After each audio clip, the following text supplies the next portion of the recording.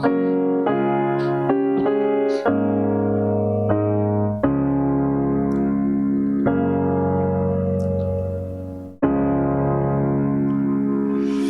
오늘 주시는 우리 하나님 말씀은 신약 성경 누가복음 7장 36절에서 마지막 50절까지 보겠습니다. 누가복음 7장 36절에서 50절까지.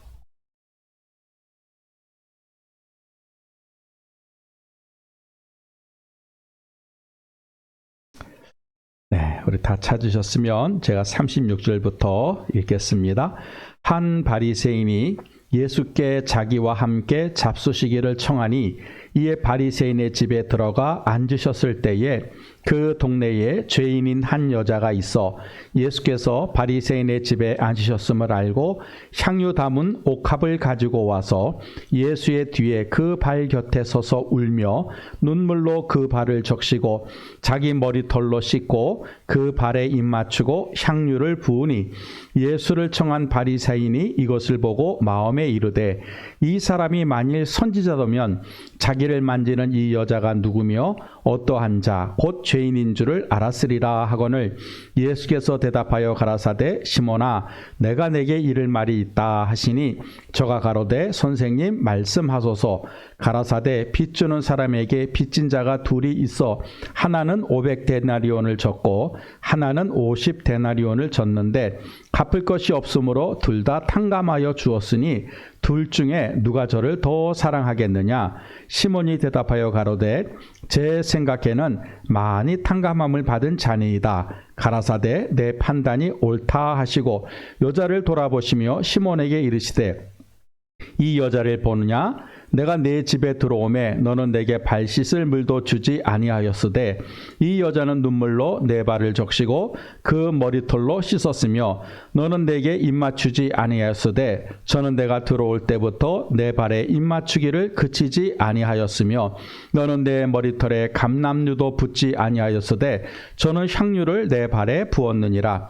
이러므로 내가 내게 말하노니 저의 많은 죄가 사하여졌도다. 이는 저의 사랑함이 많음이라. 사함을 받은 일이 적은 자는 적게 사랑하느니라. 이에 여자에게 이르시되 내 죄 사함을 얻었느니라 하시니 함께 앉는 자들이 속으로 말하되 이가 누구이기에 죄도 사하는가 하더라. 예수께서 여자에게 이르시되 내 믿음이 너를 구원하였으니 평안히 가라 하시니라. 아멘. 미국의 유명한 코넬 대학 경영대학원에서 이제 발표한 중요한 보고서가 하나가 있는데 이게 뭐냐면 비즈니스 리더, 다시 말하면 기업을 하고 사업을 하는 그 사람 중에서 가장 중요한 덕목이 무엇일까를 이제 발표를 했어요. 뭐 어떻게 보면은 뭐 경영 능력이라든지 수완이라든지 뭐 아니면은 뭐 다른 어떤 능력이 비즈니스 리더에게 좋을 것이다 라고 많은 사람들이 이렇게 생각을 했는데 다 틀렸다는 거예요. 이 기업을 하는 사람에게 가장 중요한 덕목이 뭐냐? 그걸 공감 능력이라고 그랬어요. 코넬 대기에서. 이 공감 능력이라고 하는 게 뭐냐면 다른 사람의 마음을 이해하고 함께하는 능력. 그거를 공감 능력. 기업을 하는 사람이 물건만 잘 파는 것이 중요한 것이 아니라 상대방의 마음을 이해하고 함께하는 그런 마음을 갖는 사람이 비즈니스 리더입니다. 이렇게 이제 경영대학원에서 발표를 했다 그래요. 이 공감이라고 하는 말, 이 공감하다라고 하는 단어가 우리나라는 그저 공감하다 이렇게 되어 있지만 영어를 보게 되면 세 가지 단어로 되어 있어요. 첫 번째가 뭐냐면 엠파시라고 되어 있어요. 엠파시도 깊이 공감하다. 그다음에 동정하다, 연민을 느끼다 이런 뜻이고 또 다른 뜻은 여러분이 잘 아는 것은 심파시, 공감하다, 같이 하다 이런 뜻이 있어요. 그리고 세 번째는 compassion이라고 해서 이거는 조금 더 우리에게 동정심을 느끼다, 측은히 여기다 이런 뜻을 가지고 있습니다. 그런데 이 공감하다라고 하는 그 뜻은 대부분 엠파시로 써요. 엠파시. 그래서 EQ가 높아야 된다. 그 이모션, 그 감정 지수가 높아야 된다는데 똑같아요. 공감 능력이 높아야 된다는 것도 엠파시, 이 공감하는 그런 능력이 높아야 됩니다. 이렇게 많은 사람들이 이제 이야기를 하게 되지요. 여러분, 그런데 이 공감 능력이 뛰어난 사람이 있는가 하면 이 공감 능력이 부족해서 공감 능력 장애를 가진 사람이 있다 그래요. 우리가 이제 몸이 불편한 지체 장애가 있고 정신 장애가 있는가 하면 더 심각한 장애가 있다는 거지요. 그게 뭐냐면 공감 능력 장애라고 하는 것이에요. 이 공감 능력 장애를 가진 사람의 특징을 보게 되면은요, 이기적이고 타인의 고통을 전혀 느끼지 못하고 머리로만 생각할 뿐 가슴으로 못 느끼고 욕심이 많고 정신적으로 약한 상태. 이런 사람이 공감 능력이 부족한 사람이다. 장애를 가진 사람이다. 그래서 이런 사람이 있으면 주변 사람이 힘들다는 거예요. 왜? 다른 사람의 마음을 알아주질 못하니까. 다른 사람의 슬픔, 다른 사람의 고통에 대해서 전혀 관심이 없으니까 주변에 있는 사람들이 힘이 들어 한다는 거예요. 그래서 이 공감 능력 부족한 장애를 가진 사람은 딱 한마디로 말하면 지독한 이기주의자예요. 지독한 이기주의, 자기밖에 모르는 사람. 이런 사람은 현대사회에서 리더가 돼서도 안 되고 또 주변에 많은 사람들을 아프게 하기 때문에 이런 사람은 바꿔야 된다. 이렇게 많은 사람들이 이야기를 하게 됩니다. 여러분, 이 다른 사람을 알아주고 이해하는 것이 중요해요. 특별히 아픔을 가지고 있거나 슬픔을 가진 사람의 마음을 알아주는 것, 이것이 현대사회에 굉장히 중요합니다. 여러분, 특종세상이라고 하는 다큐를 제가 우연히 봤는데 거기에 개그맨 김시덕이라고 하는 그 분이 나왔어요. 여러분 잘 이렇게 얘기하면 모르지만 제가 한마디 하면 압니다. 이 김시덕이라고 하는 개그맨이 무슨 유행어를 사용했냐면 내 아를 낳아도 그런 생활 사투리에서 그런 얘기. 그 사람이 그 얘기를 하면 사람들이 깔깔대고 웃어요. 재미있다고 웃습니다. 그 사람을 보면은 평생에 아픈 상처가 없이 자라난 사람 같아요. 근데 요번에 그분이 나와서 자기의 아픈 그 사연을 고백을 했어요. 자기는 사생아로 태어났답니다. 그러니까 가정이 있는 남자가 처녀한테 와서 애를 낳게 한 거예요. 그리고 애를 낳으니까는 그 처녀와 아이는 버려두고 다시 자기는 도망가 버린 거예요. 그 엄마가 처녀가 혼자 아이를 키울 수 없어서 아이를 고아원에 맡기면 좋겠는데 그걸 그냥 월세집에다가 애를 갖다 낳고는 엄마는 또 도망을 가버렸어요. 그러니까 어린 나이에 이 아이는 버림을 받았고 고아 아닌 고아가 됐습니다. 그리고 이제 월세를 내고 먹고 살아야 되잖아요. 그러니까 안 해본 일이 없대요. 10살 때부터 신문을 돌리고 그 음식을 배달하고 그럼 늘 배가 고팠다는 거예요. 학교에 가서 아이들에게 조금 이렇게 뭔가를 얻어먹기 위해서는요, 애들을 웃겨야 됐대요. 그리고 옷도 지저분하니까 안 놀아주니까 인기를 끌기 위해서, 관심을 끌기 위해서 선생님 흉내를 내거나 아니면 우스꽝스러운 행동을 해가지고 아이들한테 웃음을 제공하면 그때 애들이 과자를 주거나 아니면 이렇게 그래서 자기가 그런 어려운 학창 시절을 지나왔답니다. 제가 마음이 아픈 게 있었어요. 자기는 고아원에 있는 아이들이 부러웠대요. 그 아이들은 그래도 따뜻한 집에서 자고 그리고 하루 3끼를 먹을 수 있는데 자기는 연탄을 뗄 돈이 없어가지고 추운 겨울에도 몸을 웅크리고 자기의 체온으로 그렇게 하룻밤을 보냈다는 거예요. 몇 끼 먹을 걸 고민했다는 거예요. 그러다가 이제 이 김시덕이라고 하는 청년이 남을 웃기는 재주가 있으니까 그 개그맨 시험 보는데 시험을 봐가지고 덜커덕 합격을 했어요. 그래 이제 그때부터 이제 개그 프로에 나와서 내 아를 낳아도 이렇게 해가지고 많은 사람을 웃기기도 하고 인기도 끌고 돈도 많이 벌었다 그래요. 그런데도 행복하지 않았답니다. 왜냐하면 그 마음속에 깊은 아픔이 있는 거예요.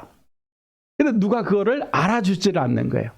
그 사람은 한 번도 자기가 그런 아픔이 있었다라고 하는 걸 얘기하지 않았대요. 딱 한 사람, 자기 아내가 돼. 비행기를 타는 승무원인데 우연히 비행기를 타고 가다가 마음이 들어가지고 서로 사귀다가 결혼을 해야 되는데 차마 자기의 그런 과거를 얘기를 할 수 없었대요. 버림받을까 봐. 또 자기 과거가 그렇다는 걸 알게 되면 그 여자가 자기를 버릴까 봐 알리지를 못했다는 거예요. 그러다 용기를 내가지고 자기의 그 과거를 얘기를 했더니 그 아내가 될 사람이 꼭 안아주면서 얼마나 힘들었어. 이제부터 내가 당신 곁에 함께 해줄게. 내가 당신을 떠나지 않을 거야. 하면서 자기의 마음을 위로를 해줬다는 거예요. 이해를 해줬다는 거예요. 공감을 해줬다는 거예요. 그래가지고 이제 결혼을 해서 이제 가정을 꾸미고 행복한 그런 삶을 살고 있다 하는 그런 제가 프로를 보고 참 아름답다 하는 것을 느꼈습니다. 여러분, 이렇게 다른 사람의 아픔을 이해하고 공감하는 마음이 중요해요. 오늘도 보게 되면 누군가가 우리가 알지 못하는 사람이 아파하고 슬퍼하고 고통 가운데 있을 때 우리는 외면할 수 있지만 오늘 성경을 보게 되면 예수님이 울고 있는 여인을 외면하지 않더라는 거예요.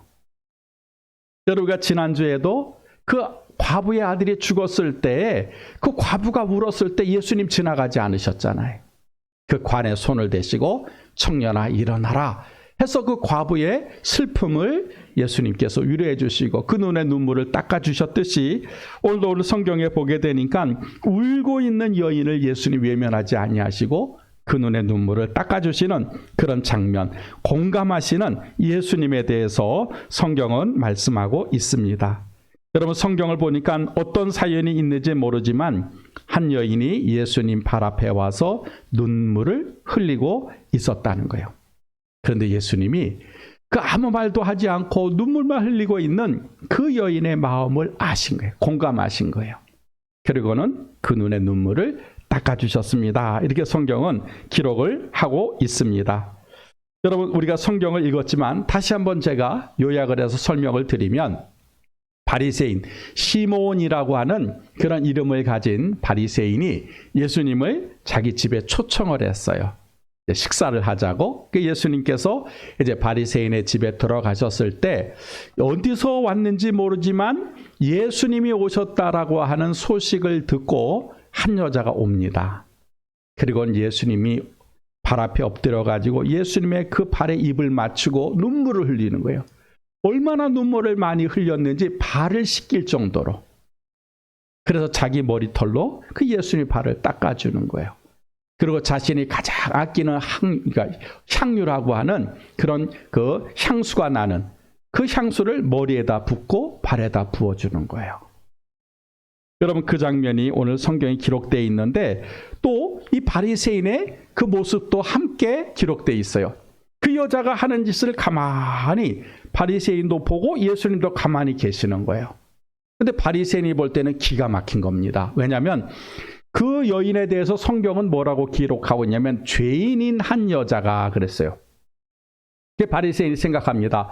아니, 예수님이 선지자라면, 예언자라면, 그리고 우리의 모든 것을 다 아시는 분이라면 어떻게 저 여자를 모르지? 저렇게 더럽고 죄가 많은 여자, 그런 여자가 와서 자기 발을 만지고 향유를 붓고 있는 걸 왜 물리치지 않고 가만히 있는 거야? 도대체 예수님이 도대체 선지자야? 이건 말도 안 되잖아.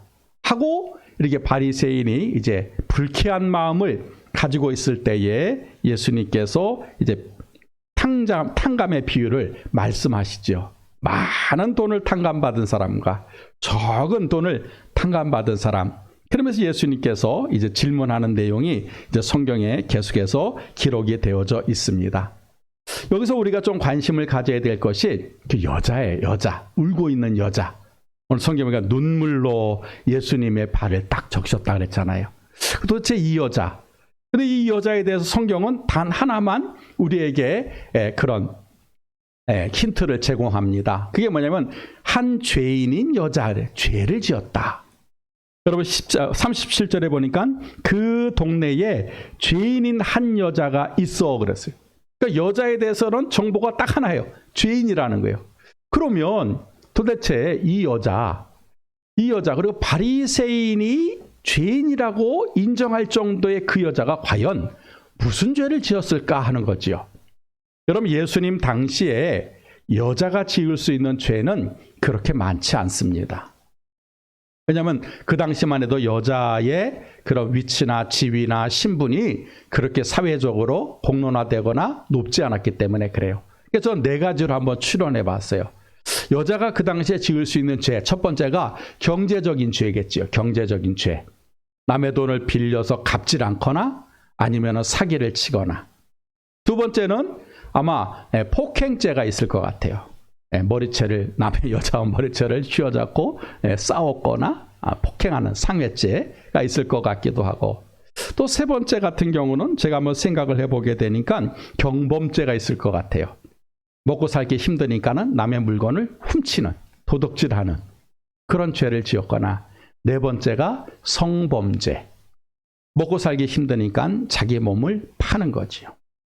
쉽게 말하면 창녀의 삶을 살았다 이 말이죠.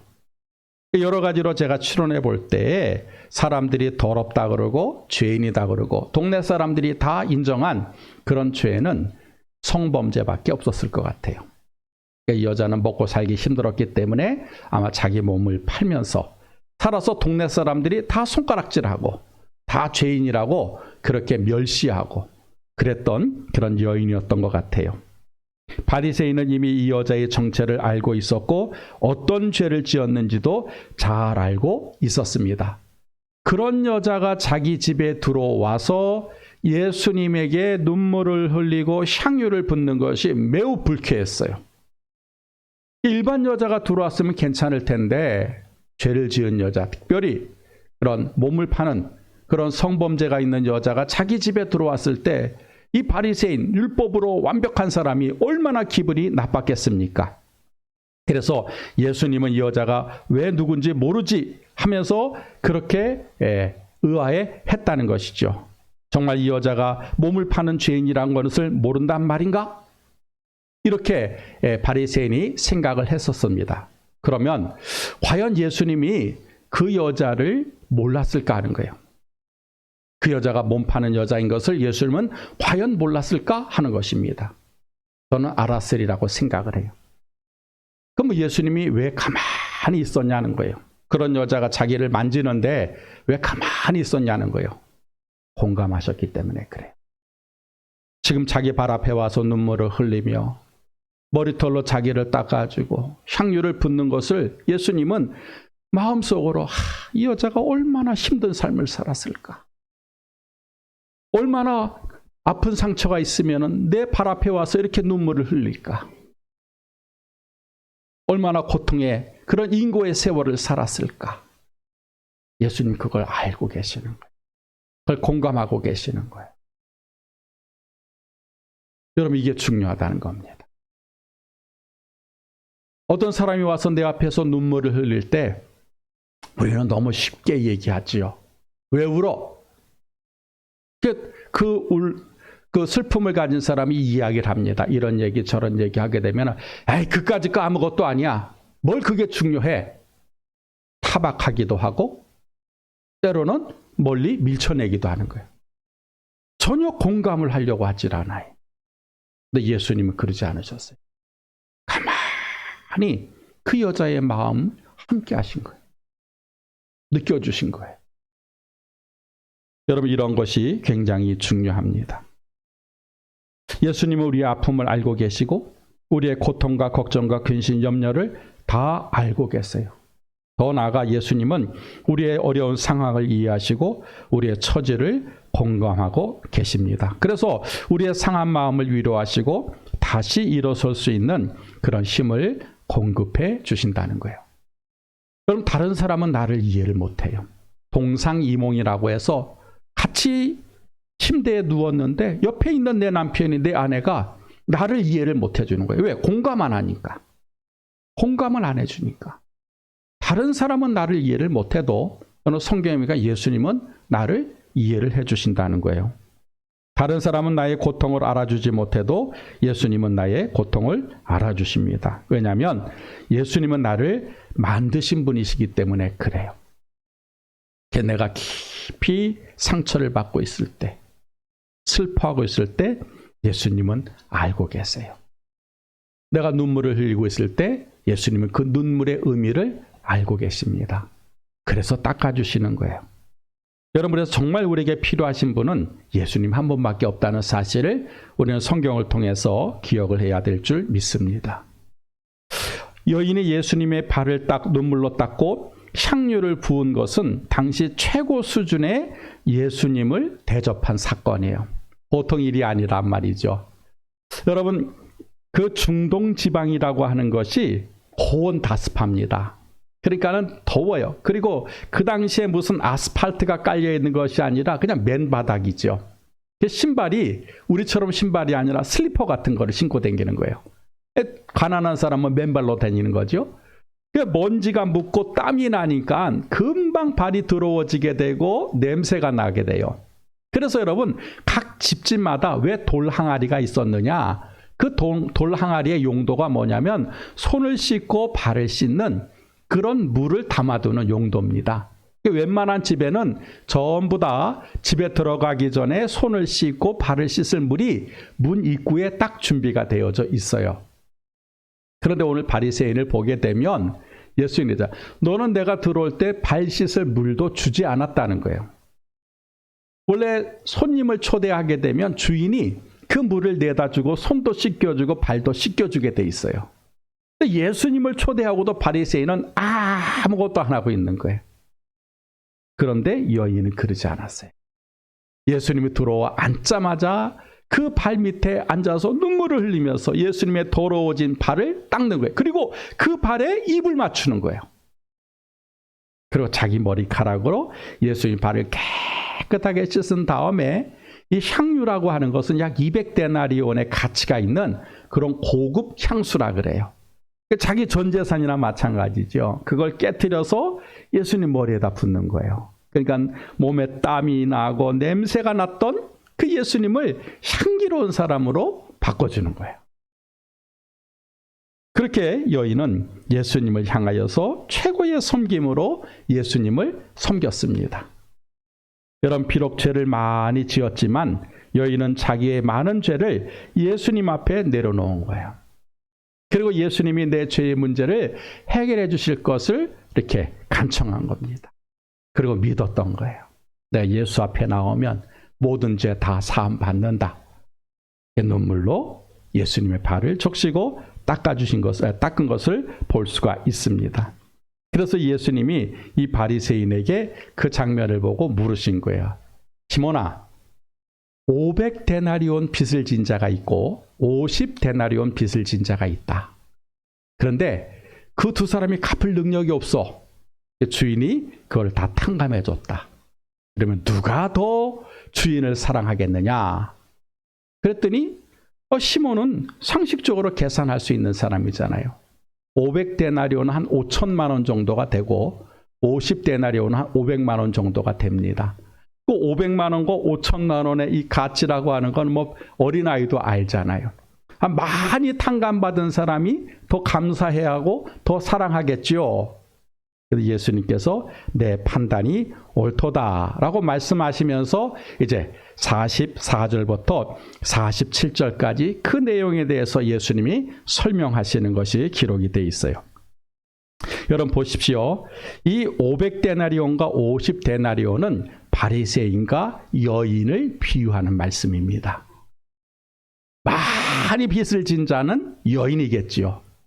적게 빚을 진 자는 바리새인일 거예요.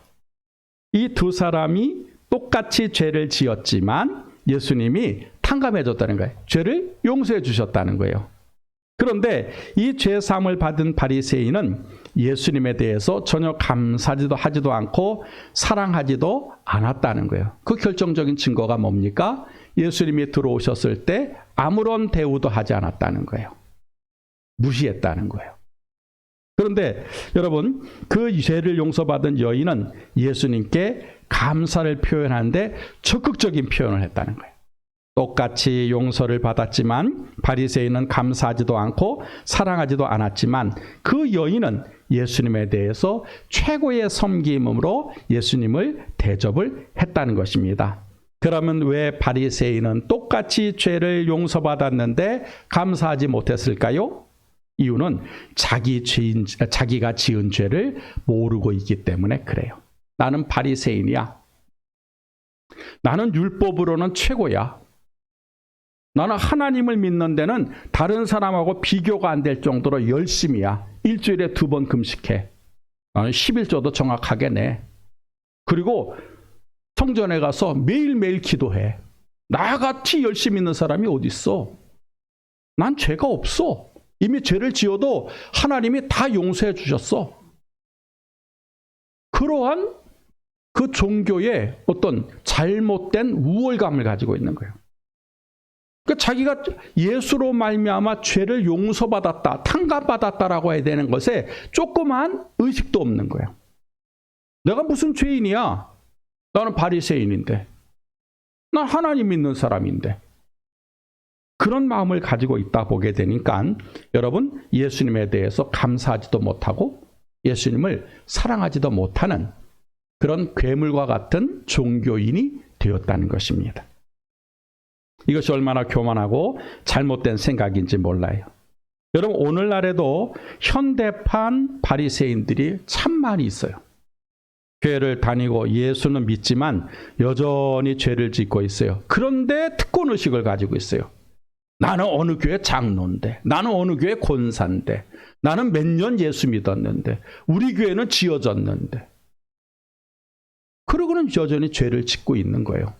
더 나아가 하나님 앞에 감사하지도 않고 예수님을 사랑하지도 않아요. 그저 종교인이 된 거예요. 괴물과 같은 그런 바리새인, 그런 사람들이 오늘날에도 여전히 많이 있다는 거예요. 여러분 그 결정적인 증거가 뭔지 아십니까? 현대판 바리새인들의 울질 않아요. 도대체가 울질 않아요. 왜 안 우는지 아십니까? 내가 무슨 죄를 지었는지를 모르는 거예요. 내가 무슨 죄를 지었는지를 모르니까 울지를 않아요. 만약에 내가 무슨 죄를 지었다라고 하는 걸 알면 그게 애통하지요. 근데 울게 되는데 오늘 여러분 현대교회에서 눈물이 사라졌어요. 눈물 없는 교회가 됐어요. 하나님 앞에 나와도 울지를 않아요. 그렇게 당당하고 그렇게 떳떳한 사람들 제가 처음 봤어요. 여러분 하나님 앞에 와서 여러분 눈물 흘리신 지가 얼마나 됐습니까? 아마 까마득한 옛날 얘기가 될 거예요. 여러분 생각할 겁니다. 나는 예수 잘 믿으니까 울 일이 없어. 내가 무슨 죄를 지었어? 그런데 돌아서서는 여전히 죄를 짓고 있는 거예요. 그게 우리들의 모습이라고 하는 것이죠. 여러분 자기 죄를 깨닫는 것이 얼마나 큰 은혜인지 모릅니다. 자기가 죄인이라는 사실을 알게 되면 예수님 앞에 나와서 눈물을 흘리게 되지요. 죄에 대해서 심각하게 생각하기 때문에 그렇습니다. 그래서 죄인은 울게 돼 있어요. 여러분 이렇게 지은 죄에 대해서 울며 기도할 때 예수님이 그 눈의 눈물을 보신다는 거예요. 그리고 그 눈가의 눈물을 여러분 예수님이 닦아주신다는 것입니다. 또 다른 눈물이 있어요. 받은 은혜가 너무 크면 눈물이 나요. 내가 죄인인 걸 깨달아도 눈물이 나지만 내가 하나님 앞에 받지 못할 그 사랑을 받고 받지 못할 은혜를 받으면 감당치 못할 은혜를 받으면 눈물이 나는 거예요. 너무 감사해서. 그래서 이 눈물에는 여러분 회개의 눈물도 있지만 감사의 눈물도 있다는 것입니다. 그런데 오늘날 우리의 믿음의 성도들을 보십시오. 받아도 하나님 앞에 감사를 못해요. 그러니까 안 우는 거예요. 당연한 거예요. 당연. 안 주는 게 이상한 거예요. 우리가 지금 이 마음이 얼마나 강팍해졌는지 몰라요. 왜 예수님이 우리에게 공감을 못 하시는 거예요. 너는 아픔이 없구나. 너는 슬픔이 없구나. 너는 고통이 없구나.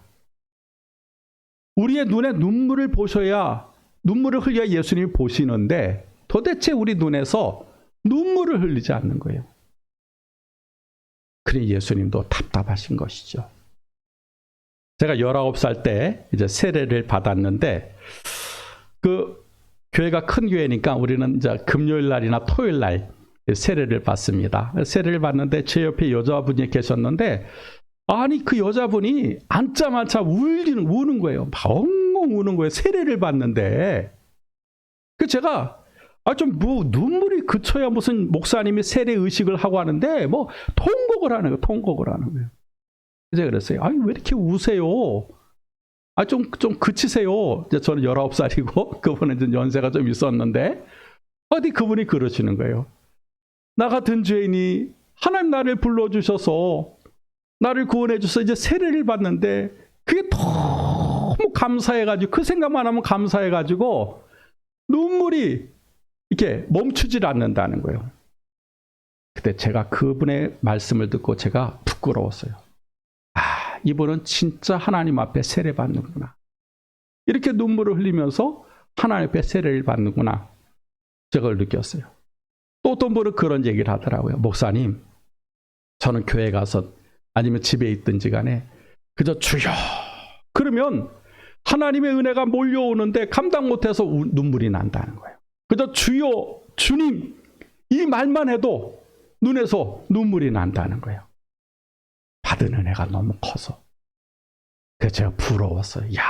저분은 정말 살아있는 믿음을 가지고 있구나 하는 그런 제가 생각을 가졌습니다. 그래서 여러분 눈물이 은혜고 눈물이 감사고 눈물이 축복이라고 하는 것입니다. 그래서 성경을 보니까 바리새인보다 여인이 더 많은 탕감을 받았다. 이렇게 성경은 기록을 하고 있어요. 이유는 하나지요. 자기를 깨달은 거예요. 난 죄인이야. 난 죄를 지었어. 내 죄는 예수님밖에 해결하실 수 없어. 하고 자기를 깨달으니까 예수님께 나와서 눈물을 흘릴 수 있었다라고 하는 것입니다. 반면에 바리새인은 깨닫지 못한 거지요. 자기 죄를 깨닫지 못하니까 주님 앞에 와서 울지 못한 겁니다. 네, 여러분 보십시오. 눈물을 흘리니까 여러분 그 여인에게 여러분 하나님의 은혜와 축복이 쏟아지게 됩니다. 그리고 그 눈의 눈물을 이제 닦아주는 그런 장면이 기록이 되어 있어요. 그 장면이 오늘 본문 48절에서부터 50절에 기록이 되어 있습니다. 이제 이게 결론이죠. 결론. 여러분 이 큰 축복, 이 여인이 그 눈의 눈물을 씻고 하나님의 받은 가장 큰 축복이 뭐냐? 48절에 보니까 이 여자에게 이르시되 내 죄 사함을 얻었느니라 하는 축복이에요. 죄 사함의 축복이라고 하는 것이죠. 여러분 죄를 지은 죄인에게 가장 큰 은혜는 죄를 용서해 주는 거지요. 만약에 내 10년형의 그런 징역을 받을 죄를 지었는데 판사가 그럽니다. 내가 가만히 생각해 보는데 당신은 돌이킬 기회가 있으니까 집행유예로 풀어주겠습니다. 아이고 그러면은요 손뼉을 치고 얼마나 감사하겠어요. 내 죄를 탕감해 주니까 용서해 주니까. 그것만큼 여러분 큰 축복이 어디 있고 그것만큼 큰 은혜가 어디 있겠습니까? 여인에게도 마찬가지예요. 내 죄 사함을 받았느니라. 여러분 이 내 죄 사함을 받았느니라. 이게 여러분 공식적인 선포였어요. 예수님이 너 이제 죄 없어 하고 하나님의 아들이 여러분 선포하는 거예요. 만약에 재판장이 여러분 죄인에게 당신 죄 없습니다 선포하는 거 이상이에요. 그 다음에 공개적인 선언이에요. 모든 그 바리새인의 그 집에 들어와 있는 많은 사람 앞에 다시는 이 여자에게 죄인이라고 얘기하지 마. 공개적으로 선언하는 거예요. 내 죄 사함을 받았느니라. 바리새인 그리고 너 다른 사람들 다시는 이 여자가 죄인이라고 말하지 마. 내가 공개적으로 선언하는 거야. 하고 예수님께서 이제 말씀하시. 이러니 여러분 얼마나 큰 축복이냐 이 말이에요. 평생 죄로 인하여 부끄럽게 살아야 될 그 여인에게 예수님이 내 죄 사함을 받았느니라. 공식적으로 선언해 주시고 공개적으로 선포해 주셨을 때 이 여자의 눈에 눈물은 마르게 되는 것이죠. 이게 첫 번째 축복이고 두 번째는 뭐냐면은요, 구원받은 거. 50절을 보십시오. 50절에 보니까 예수께서 여자에게 이르시되 너의 믿음이 너를 구원하였느니라 라고 예수님께서 두 번째 말씀하십니다. 죄 사함을 받은 여인에게 주어진 두 번째 축복이 구원받은 은혜예요. 여러분 이 구원이라고 하는 것은 세 가지가 있는데 질병에서 구원이 있고 환경에서 구원이 있고 죄에서 구원이 있습니다. 근데 이 여자는 환경에 또 죄에서 구원을 받는 그런 하나님의 은혜를 여러분 받게 됩니다. 그래서 예수님께서 이 두 가지의 문제를 풀어주시는 거예요. 환경이라고 하는 거. 창녀로서밖에 살 수밖에 없는 환경. 가난한 환경. 다른 사람의 모욕과 또 다른 사람의 그런 욕설을 듣는 환경에서부터 구원해 주세요. 그리고 이제는 죄에서 완전한 예수님이 구원을 선포를 해 주십니다. 그래서 여인으로 하여금 이제는요, 여러분, 완전한 그런 일반적인 삶을 살 수 있도록 예수님께서 만들어 주시는 것이죠. 그리고 이제 마지막 세 번째에 그런 축복이 있습니다. 그게 50절 하반절이죠. 내 믿음이 너를 구원하였으니 평안히 가라 하시니라 라고 기록을 하고 있어요. 자, 너는 이제 죄 없어. 너 이제 구원받았어. 이걸로만 예수님 끝나는 게 아니에요. 성경을 여러분 자세히 읽어보시게 되면 병든 자가 와서 병을 고쳐주면 예수님이 그냥 가라가 아니에요. 꼭 그 앞에 평안히 가라 라고 평안이란 단어를 사용하십니다. 여러분, 평안이라고 하는 것은 이스라엘 사람들에게 굉장히 중요해요. 구약에서는 그걸 샬롬이라고 그래요. 샬롬. 그래서 사람들이 아침에 일어나서 만나면 샬롬, 그걸 해요. 적군이 싸우러 올 때는 샬롬, 너 전쟁하러 왔어? 평화 때문에 왔어? 그걸 물어보는 거예요. 그래서 이사야서를 보게 되면 이스라엘 사람들이 메시아를 기다리는데 그 기다리는 메시아의 이름이 뭐냐면 샬롬의 왕이라 그래서 평강의 왕, 평화의 왕. 그만큼 이스라엘 사람들에게는 샬롬, 이게 뼈에 사무친 거예요. 왜 그렇습니까? 여러분 430년 동안 애굽에서 종살이를 했어요. 그리고 젖과 꿀이 흐르는 땅이 왔지만 전쟁이 끊어지질 않았어요. 아모리가 쳐들어오고 블레셋이 쳐들어오고 아말렉이 쳐들어오고 매번 전쟁에 그런 역사를 지니고 있는 그 민족이 이스라엘 민족이. 그러니까 이 사람들에게 절실하게 필요한 게 뭐예요? 평화예요. 평화. 그래서 샬롬을 갖다가 얼마나 이들이 강구했는지 모릅니다. 그 여인에게도 평화가 원해졌어요. 나 좀 편하게 하룻밤을 잤으면 좋겠다. 내일 걱정하지 않고 오늘 밤 아주 깊은 잠을 잤으면 좋겠다. 그게 얼마나 간절했겠습니까? 근데 예수님이 평안히 가라. 평강을 내가 내어주겠다. 그래서 여인으로 하여금 그런 참 평강을 예수님이 주셨습니다. 여러분, 여기서 평안이 뭔지 아십니까? 자유예요. 자유. 너 이제 마음대로 해도 돼. 너 이제 다른 사람 눈치 볼 필요 없어. 너 이제 죄인 아니야. 너 다른 사람이 너 이제 욕 못해. 왜? 내가 공개적으로 선언했거든. 너 이제 자유인이야. 너 하고 싶은 대로 마음대로 해도 돼. 이게 평안이라는 거예요. 예수님은 이 눈물로 흘리고 있는 여인에게 여러분 죄를 용서해 주시고 또 환경과 죄로부터 구원해 주시고 마지막 세 번째는 참된 자유를 예수님이 주셨다라고 하는 것입니다. 여러분, 그래서 이 평안히 가라 하는 그 말씀 속에서는 그 여인의 눈물을 닦아준다라고 하는 의미가 담겨져 있다라고 하는 것입니다. 그러므로 여러분, 예수님이 우리의 눈물을 닦아주십니다. 나의 아픔을 공감하시고 나의 슬픔을 함께 나누시는 분, 그분이 바로 예수님이세요. 그래서 예수님이 우리에게 궁극적으로 물어보시는 거예요. 너 정말 나 사랑하느냐? 누가 더 나를 사랑하느냐? 이 질문은 내게 하는 거죠. 김성원 목사야, 너 내가 저 죄 사해 줬어. 내가 너에게 참된 평화를 줬어. 근데 너 정말 나 사랑하니? 물어보시는 거예요. 여러분, 그러므로 오늘 이 본문 말씀을 통해서 우리는 예수님을 더 사랑하는 자가 되어져야 됩니다. 그럴 때 여러분, 참된 평화가 내게 임하는 거예요. 그리고 우리의 눈물을 닦아 주시는 예수님을 우리가 함께 할 수 있다라고 하는 것입니다. 그러므로 여러분, 우리 예수님은 우리의 눈에 눈물을 닦아주시는 분. 왜? 우리를 공감하시기 때문에 그렇다는 거예요. 그 예수님이 오늘 저와 여러분과 함께하고 있다는 사실을 믿으시길 바랍니다. 여러분, 아픔이 있을 때, 슬픔이 있을 때, 고통이 있을 때 여러분 혼자가 아니라는 거예요. 예수님이 보고 계시고 예수님이 알고 계시고 더 나아가 예수님께서 여러분의 눈에 눈물을 닦아주실 줄 믿습니다. 기도하겠습니다. 하나님, 아들 잃은 과부의